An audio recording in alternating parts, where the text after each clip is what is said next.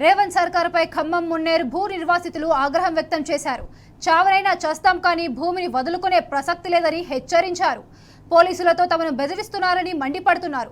నోటీసులు ఇవ్వకుండా తమ భూముల్లో ఎలా మార్కింగ్ చేస్తారని అడ్డుకున్న బాధితులతో మా ప్రతినిధి సాంబశివరావు మరింత సమాచారం అందిస్తారు.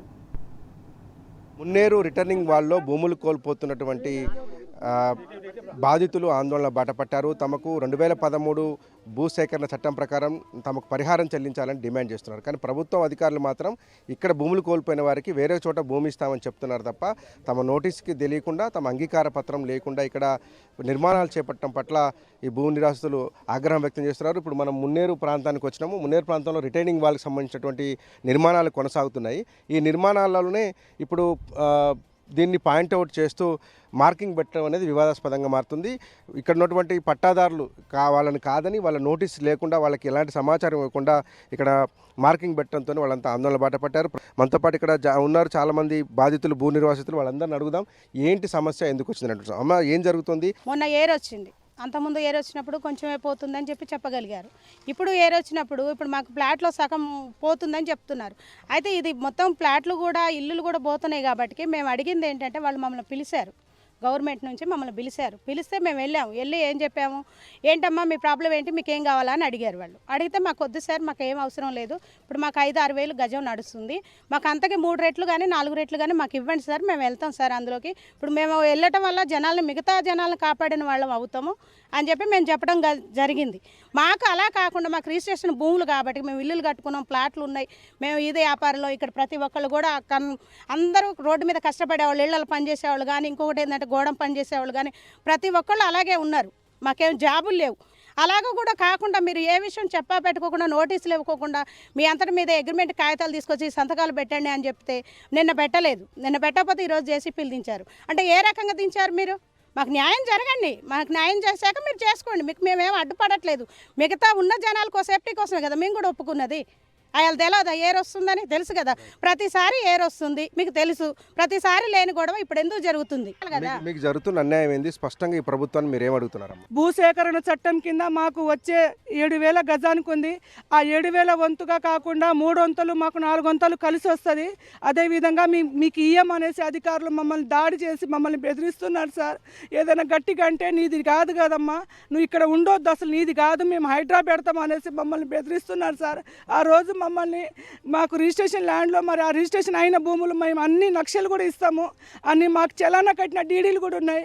ఆ రోజు మమ్మల్ని ఎందుకు గవర్నమెంట్లో రిజిస్ట్రేషన్ చేశారు, మమ్మల్ని ఎప్పుడు ఎందుకు బెదిరిస్తున్నారు? మా భూములకి మాకు నోటీస్ ఇవ్వకోకుండా మధ్యరాత్రి వచ్చి మాకు ముగ్గులు పోసుకొని వాళ్ళు బెదిరించి ఇప్పుడు చెప్పబెట్టుకోకుండా మాకు జేసీబీలు పెట్టి ఇప్పుడు ఎందుకని అడుగుతుంటే క్వశ్చన్లు వేస్తుంటే ఎవరు ఆర్ఐ గారు పారిపోతున్నారు, ఎంఆర్ఓ గారు పారిపోతున్నారు, మీకేం చెప్పేది లేదని. ఈ ప్రభుత్వంలో మాకు ఇంత అన్యాయం జరుగుతుంది సార్.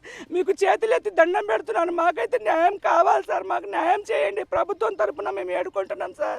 కానీ వీళ్ళు బలవంతంగా నైట్ ముగ్గులు పోయడం, నైట్ మిషన్లు పెడతాం, ఏమనంటే మీకు రూల్స్ ఏం తెలుసు అని మాట్లాడుతున్నారు. ఇప్పుడు ఆ రూల్స్ తెలిసిన ప్రకారం ఇవాళ గవర్నమెంట్ చట్టం చేసింది.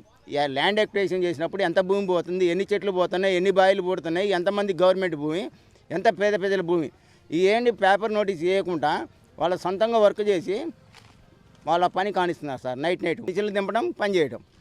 ఏం జరుగుతుంది సార్ ఇక్కడ? అధికారులకు మీకు ఉన్నటువంటి గ్యాప్ ఏంటి? సో మీరేం అడుగుతున్నారు? ఎందుకంటే పరిహారం కావాలని ఒక పక్క అడుగుతున్నారు, ఆ పక్కన ఇచ్చేటువంటి రైతులకు మాకు పంచాయతీ పెట్టదంటున్నారు. ఏం జరుగుతుంది సార్? ఇక్కడ 100 కొద్ది కుటుంబాలు అందరూ కూడా రూపాయి కూడబెట్టి 5 ఏళ్ళు 10 ఏళ్ళు కష్టం చేసుకొని లేకపోతే ఈఎంఐలు ఆప్షన్లు పెట్టుకొని చిన్న స్థలం తక్కువ ధరకు ఖమ్మంలో ఈరోజు స్థలం కొన్నామంటే ఆషామాషా విషయం కాదు. అలాంటిది తక్కువ ధరకు వస్తుందని ఏటి పక్కనో అటో ఇటో చూసుకొని లోకల్లో మేము స్థలం కొనుక్కున్నాం సార్. మా 100 కుటుంబాలకు న్యాయం చేయాలి.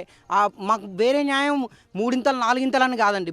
2013 యాక్ట్ భూసేకరణ చట్టం ప్రకారం ఎలా అయితే ఉందో అలా మాత్రమే మాకు డబ్బులు ఇచ్చి ఆ ప్రకారంగానే మాకు న్యాయం చేస్తే మా బతుకు మేము బతుకుతాం. మేము అంతకు మించి మేము ఎవరిని ఎక్కువ ఏం అడగట్లేదు, ఎవరిని ఏ ఇబ్బంది పెట్టదలుచుకోవట్లేదు. మంత్రులకు కావచ్చు, కలెక్టర్ కావచ్చు, అధికారులకు కావచ్చు, ఫైనల్గా నువ్వేం చెప్పదలుచుకుంటుంది? ఎందుకంటే మీ వాళ్ళంతా పరిహారం కావాలంటున్నారు, వాళ్ళు భూమి ఇస్తున్నారు. భూమి తీసుకుంటారా, పరిహారం కావాలా? ఒక్క మాటలో మీరు మంత్రికి కానీ ముఖ్యమంత్రికి కానీ ఏం చెప్తామా? సార్ మాకు భూములు వద్దు, మా భూమి కింద భూమి ఇప్పుడు దేశం మీద ఎట్లా జరుగుతుందో భూమి కింద డబ్బులు కట్టిస్తారు కదా, ఇప్పుడు అట్ట కట్టిస్తే చాలు సార్. మాకు మేమేంటంటే మేము కష్టపడి ఉన్నది లేనిది తినక మేము ఇక్కడ ఏటమ్మటి కొద్దిగా తక్కువ రేట్లు వస్తుందని కొనుక్కున్నాం. గవర్నమెంట్ మీద మేము దేనికని తెగిస్తాం, సాప్తానికని తెగిస్తాం, కానీ మాకు భూములు మాత్రం డబ్బులు ఇవ్వాలి. మాకు కావాల్సింది డబ్బులు, చట్టప్రకారంగా మాకు డబ్బులు ఇవ్వండి, కష్టపరంగా కట్టియండి, మీరు కరెక్ట్గా కట్టుకోండి. అది సార్ మేము చెప్తాను. సావనైనా చేస్తాం కానీ భూమి అయితే వదిలిపెట్టిపోమంటూ రైతులు ఇక్కడ ఉన్నటువంటి స్థానికులు తెగేసి చెప్తున్నారు. మంత్రి పొంగులేటి శ్రీనివాసరెడ్డి ప్రాతినిధ్యం వహిస్తున్నారు. ఇద్దరు మంత్రులు కూడా దీన్ని పరిష్కరించి మాకు స్థలం ప్లేస్లో స్థలం వద్దు, ఖచ్చితంగా పరిహారం ఇవ్వాలని కోరుతున్నారు. విడుదల నారాజుతో సాంశీరావు టీ న్యూస్ మున్నేరు నుంచి.